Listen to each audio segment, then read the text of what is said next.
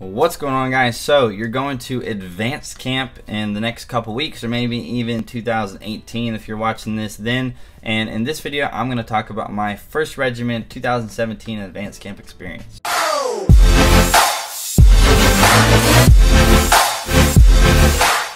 So as I just said, I was the 1st Regiment of the 2017 advanced camp. It's the whole just renewed and just changed CST. For those of you who don't know, CST is Cadet Summer Training. Advanced Camp is the like final training over the summer that you have to do before you become an officer the next school year. So now basically all I have to do is graduate college, finish out this last year, fall and spring, and then I'll be a 2nd lieutenant come May of next year, which is just freaking awesome. So that's what advanced camp is, or CST, Cadet Summer Training, kind of same thing. CST can involve other things, but anyways, I'm rambling. So for those of you who are curious of what advanced camp is like, I actually made this video a little while ago, but I went way into too much detail. Like, it was just way too much. Like, it was just going on way too much detail. So I'm going to do a little bit more of an overview, talk about more just a gist of what to expect, what not to worry about, because I know a lot of people are worried about what to expect from advanced camp. So something I know a lot of you guys are curious about, and I was as well as pretty much everybody around us. How many days in garrison are you going to have? How many days in the field are you going to have? Well, for us, 1st Regiment, they've changed a little bit of like a few things, because they made it way too hard on us, honestly. So if you're gonna be in like 7th Reg, 8th or 9th or 10th Reg, and you're watching this video, it's gonna be a little bit easier for you. But for us, we had 4 days in garrison to start. On the 5th day, that morning, we rucked with about 65-pound rucks, our weapons and everything with Kevlar on. So all in all, it was probably like 75 pounds. We did a ruck march. It wasn't very far, but 4 miles or so, but with the heavier rucks, it definitely made it more difficult. We rucked to the range, and that was basically the start of our leaving the barracks. Not really field yet. Technically, this was still the Garrison Environment, but it wasn't in the barracks. You don't leave the Garrison Environment until you actually get to the FTX, because there's 2 rotations a day. You're doing your patrol bases, you're doing your missions and stuff, and that is technically the field. Now, as far as your leadership positions and how you're going to be graded in the garrison, it's really just the simplest time, especially when you're in the barracks. When you're in the barracks, all you really have to worry about is accountability, making sure people have like their cadet handbook on them, and then their water source, the right uniform, be the right place, right time, right uniform kind of thing. That's all really the Garrison Environment is. Once you leave the barracks, it changes just a little bit, because you're going to start practicing doing patrol bases. So what will happen is you'll have the cadre kind of lead you into doing or setting up a patrol base or something like that, because a lot of schools around the country don't go as in depth on certain things, and maybe they go really in depth on something, and maybe it's not even that important, and they just kind of gloss over something else. So the first, I would say, I don't know, week and a half of advanced camp is just trying to build everybody up to a basic understanding, a basic knowledge of how to set up a patrol base, what kind of things to expect as a leader. So like, what should you be doing as a leader, and the cadre kind of assisting you with that. So let's say we went to the FLRC course or something like that, and then once we're done with the FLRC course, which is just like a leadership obstacle course, that night, instead of going back to the barracks, you just basically, set up a patrol base somewhere.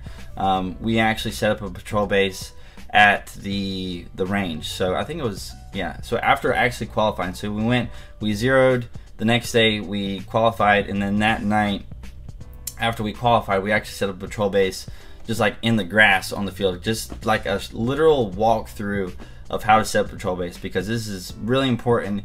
You're going to be doing it in the field once you get to your FTXs multiple times a day, and you need to make it like as fluid and as efficient as possible, because you're going to be in this crazy terrain, and if you take forever setting up a patrol base, then you're maybe not going to hit your hit time for your mission. You're going to not accomplish the mission, and then I don't know, just bad things are going to happen for you as far as your grade goes for that leadership rotation.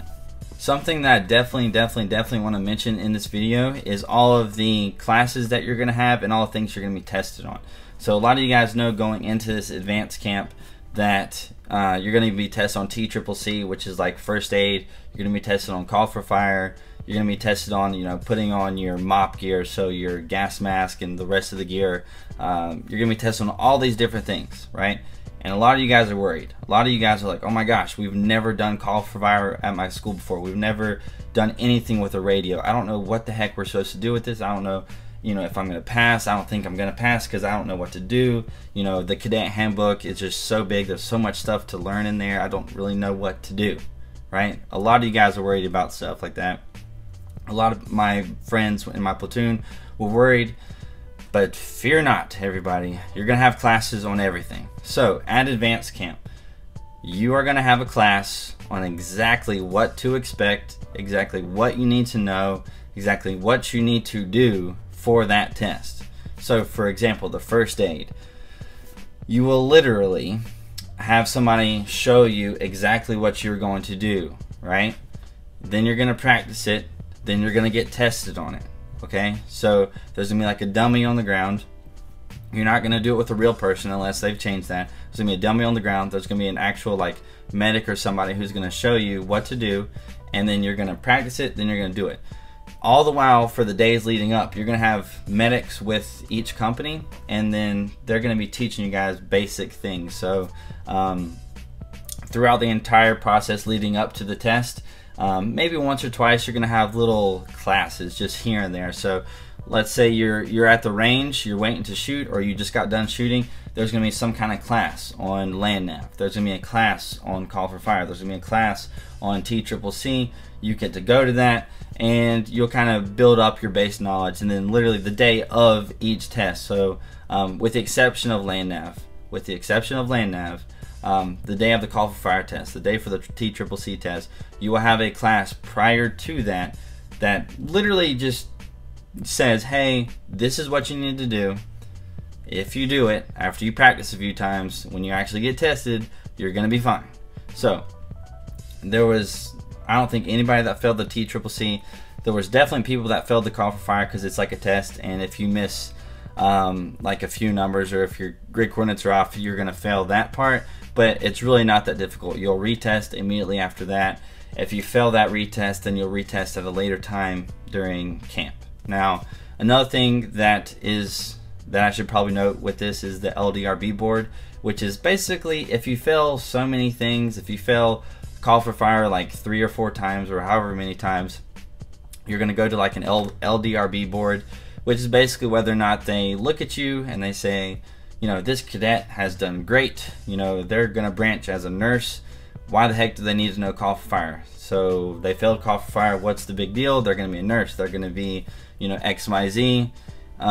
It's not really that important for them, so we're going to let them go through. Same thing with, I don't know, TCCC or land nav. So same thing. I want to use a nurse, for example, or let's say for me, wanting to get the cyber branch. I'm probably not going to have to know land nav, and let's say I were to fail land nav both times, and I go to this LDRB board, and they look at me and they're like, well, he got a couple of the points, he wasn't totally lost, one more point and he would have been fine. Let's go ahead and send him through and give him camp credit because, you know, he's a good cadet overall. He hasn't had any bad spot reports or anything like that, so we're gonna go ahead and push him through because, you know, he's a good cadet. So the point I want to get across with that, guys, is all the things you're going to get tested on, you're going to get the answers to the test, technically, before you actually take the test. And if you do fail, you'll get a chance to retest. And if you continue to fail an event, then you'll possibly go to an LDRB board where they will just look at your just overall status, right? So at the end, they'll look at everything you've done. They'll look at all your reports, all your blue cards, how you've been rated by your peers, all this stuff cumulatively together. And they will either say, you failed everything, all your peers did not like you, they ranked you the last person, so we're gonna, you know, send you back home with the recommendation to disenroll from the ROTC program. Or they'll be like, oh, all your cadets rated you well, you're possibly, you know, the top third of your group, but you happen to fail this one thing, like you just can't get land nav, it's just not your thing, right? Then they're gonna be like, okay, we understand that, we're gonna send you through, just make sure you keep on working on land nav, you know, that's something that you got to do. That's basically how that's going to happen, and that's essentially the Garrison environment. So the only other thing I haven't really covered from the Garrison environment is the first peer review. I kind of touched on it real quick there, but you're going to have 2 peer reviews. One of them was basically after the first week or so.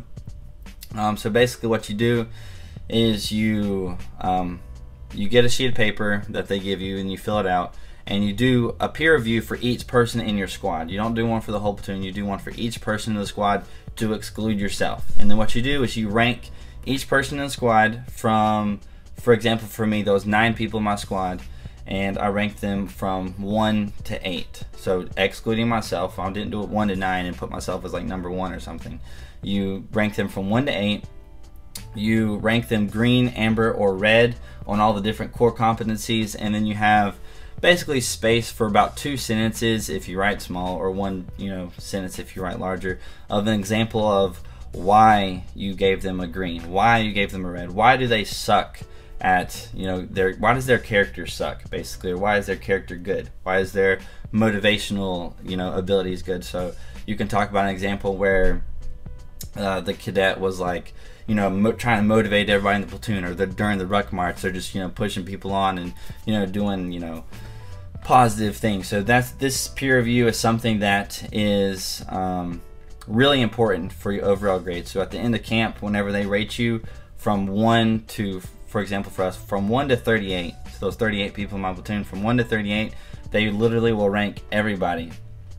And peer reviews are really big because the cadre, they're watching you, but they don't see everything. They'll say, oh, there's somebody who's always watching, but in reality it's not the cadre that's always watching, it's your fellow cadets, it's the peers, it's the people who are going to write these peer reviews of whenever you think doing the wrong thing is okay, whenever the cadre aren't seeing you, but your buddy here sees you doing the wrong thing consistently, and then when you get in a leadership position, you're like, oh, you're like the perfect cadet, right?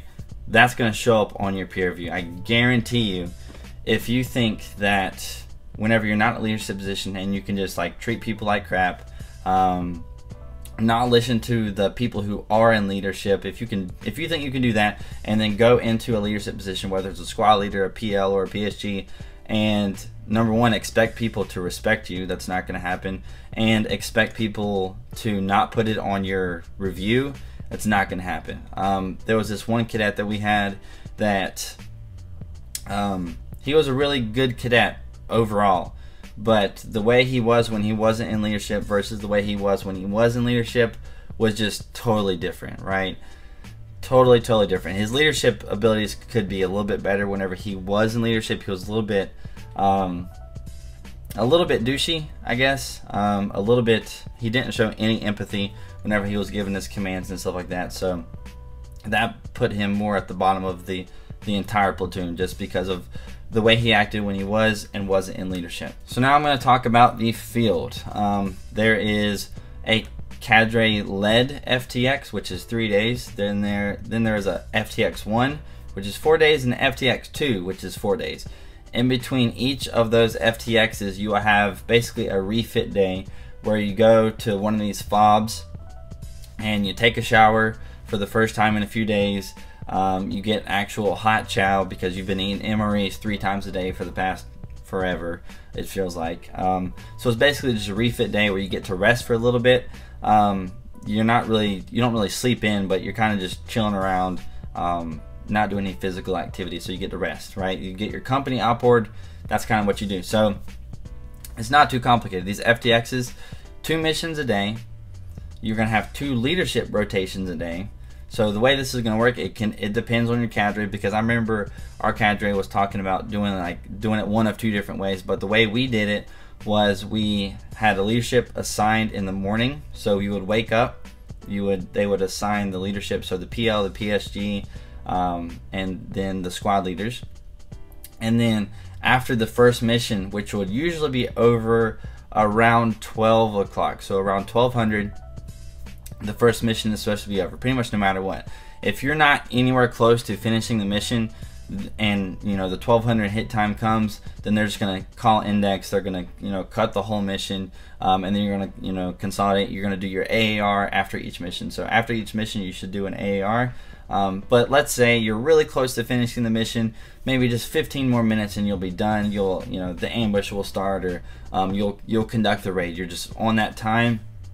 They might give you that time to finish the mission, but you know, technically it's not mission success unless you've done it faster than the no later than time. So each day is basically the same. The only difference between all the FTXs is the first one. The cadre are basically baby feeding you what to do. The first FTX, so there's a cadre FTX. The first actual FTX is kind of cadre assisted. So if you're the PL and you're kind of like, I don't know what to do, I'm really confused right now, then the cadre, he's not going to tell you what to do, but he's going to kind of lead you in the right direction. The last FTX, FTX2, is just supposed to be totally cadre off, hands off. They're not supposed to do anything. For us, really the only time they stepped in was if we got way off track whenever we were going to the mission, and they would give us our current grid coordinate. So we would like go somewhere. The terrain of Fort Knox is horrible, guys. I may or may not talk more about that, but just the terrain is horrible. There's hills everywhere. There's usually pretty thick brush. It's just really bad terrain. There's creeks and rivers and all this kind of stuff that's going to throw you off your azimuth, and that happens a lot. So what happened was the cadre would basically be like, all right, PL, do you know where you're at? No, sir, I'm freaking lost. You probably sitting around for the past, you know, 30 minutes to an hour trying to figure out where you're at. You can't figure out where you're at. The cadre kind of step in and say, all right, here's your current grid coordinate. Go from here, right? Maybe if you're close by, set your patrol base up here, or your security hall or ORP or whatever, set it up here, and then we'll just go from there. We'll give you the current grid coordinate. You'll just continue the mission from here, right? So that's basically what happened. Now, for all three FTXs, that's basically the gist of it. So assisted, kind of helped a little bit, hands off. Now, the actual how the day goes, how the day flows. The first mission I already said will be done no later than around 1200. And then right after that, you're going to get your second leadership rotation. It's just going to switch out the total leadership. Your previous and next leadership are going to get together, switch out information, switch out maps, switch out all the different positions, and make sure they got all the SOPs and everything correct. They're going to do that little transition period, which might take 30 minutes to an hour. Then the PL and the PSG are going to get briefed their op board for that mission. Then they're going to spend some time developing the op board. They're going to send out a warno. They're going to eventually have some hit time on their, like they make up their stuff, like I'm going to give myself an hour to develop this op board. Then they're going to brief whoever they want. So they could, like for example, for me, I briefed my squad leaders and the alpha team leaders of each squad my op board brief, and then let them go and disseminate the information, because you got to remember, this is kind of like in a field environment. You don't want to bring everybody in to listen to the op board, because then you have no security, right?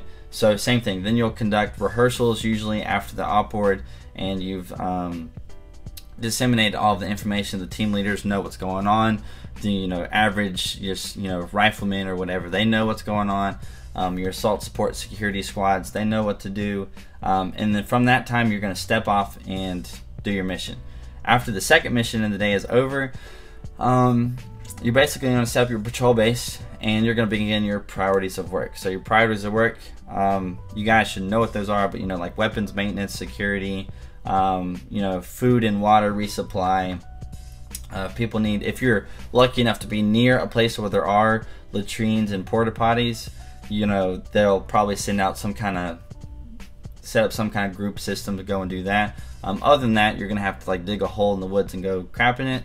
I did that multiple times because you had to do that. So this is pretty much a legit as field as I've ever done, even at basic training. This is definitely more of a field environment than when I was at basic training. So that's pretty cool. So in general, what are these FTXs kind of like? So if you guys didn't know, if you kind of read I don't know, basically the big briefing, the company op board, and all that's the big situation that you could have. I didn't read it, honestly, but they try to make it as realistic as possible. So you have Atropia, you have the Ariana forces, they're bad guys, you have the Sapa forces, and you're conducting your missions and stuff, and it's kind of like it changes. So for example, there was this one village where we were conducting a recon. It kind of went bad and some people were killed, and as well as a local police officer. One of our guys shot the police officer, and he was, you know, he was killed. So from then on, that city was anti-American. So the things that you do with these missions are going to affect the situation, the area of operations. Like it's going to actually affect us. So you got to think about things, especially later on in the FTXs. They're going to start throwing things at you. So if you're going to go do a recon mission, like I had said, this was at the end of the first FTX. If you're going to do a recon mission, it's not going to be just like a simple cookie cutter recon. You're going to do a recon, and there's going to be some KLE come by, and he's going to be like, hey, the enemy's over here, or they're about to attack you, or, you know, they know where you're at, or they're going to tell you something. Then the mission is going to change. You know, the mission could change from a recon to an ambush. The mission could change from a recon to a movement to contact. It could change to anything along the whole process of the mission, so you never really know what to expect. So you could be thinking, you know, yes, I got a recon mission. It's a simple one. All I really got to do is send out a recon team, recon area, write down what I got to do, come back, and I'm good to go. Well, it could be a really difficult mission. So like I had a movement to contact mission that turned into like a defense, and then also transitioned from a defense to basically it was kind of like a Battle Drill 1 Alpha attack on the enemy's location. Did some call for fire and stuff on them, but I don't know. The missions really change. Later on in the FTXs, the missions will change. You're going to have people in villages that are basically actors. So they're trying to act the part. So whenever you go and talk to them, if they're the enemy, if they're whatever, they're going to try and act the part. And that kind of made it pretty cool. So it also kind of kept you on your toes. Like there was this one instance when we were sitting up at a patrol base, and it was kind of near a road or a little trail. It wasn't really a road, it was a trail. And some of the enemy came by. They started walking down. There was some guys in our platoon that was like, you know, they didn't do anything. And I was on my way back from giving my squad, or my team, because I was a team leader at the time. I was giving them their sectors of fire and everything. And I was walking back to my spot, and at the security halt, and I saw these guys walking down. I told them to stop.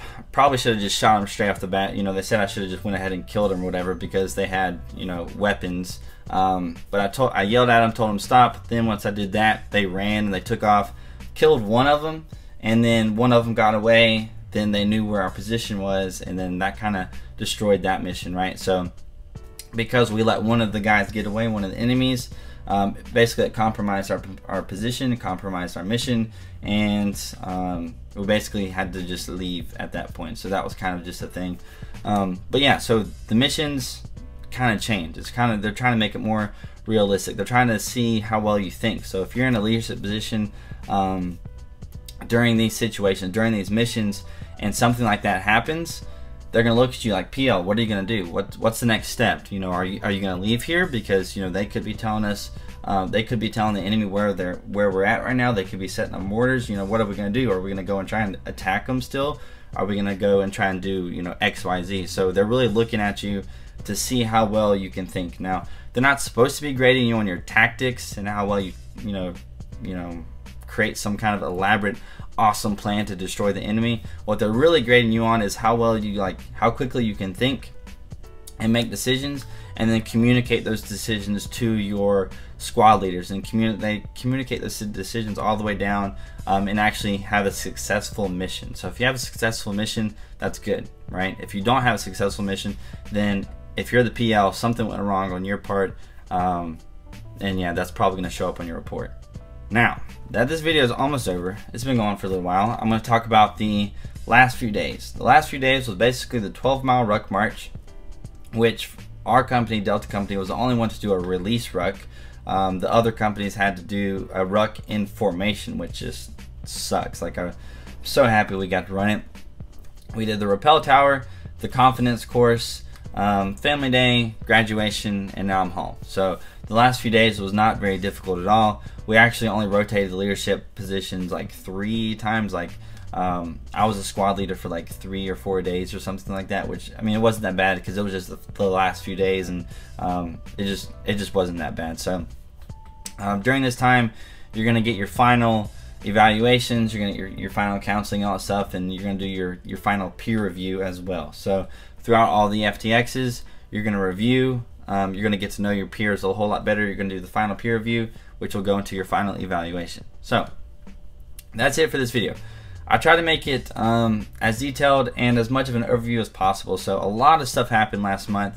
If you have any questions about advanced camp, or if you're one of the guys who are watching this video and you've made it to the end of this video, congratulations. Also, I want to say, leave any comments down below if you have any questions about ROTC, if you have any questions about paths to becoming an officer or something like that, because that's kind of what this is focused around. It's not really about basic training, it's not really about the whole enlisted side. It's just something that I did last month that a lot of you guys are going to have to do if you want to be an officer, as far as taking the ROTC route, which I know there's a lot of people out there. And if you're one of those guys who are leaving in the next few weeks, if you're in like 7th, 8th, 9th, or 10th Regiment, you know, ask me any questions more specifically, and I can help you out to the best of my ability. So if that's something you want to do, leave your comments down below. If you like this video, if you want to check out all my other videos, check those out. A subscribe or a subscription would be awesome.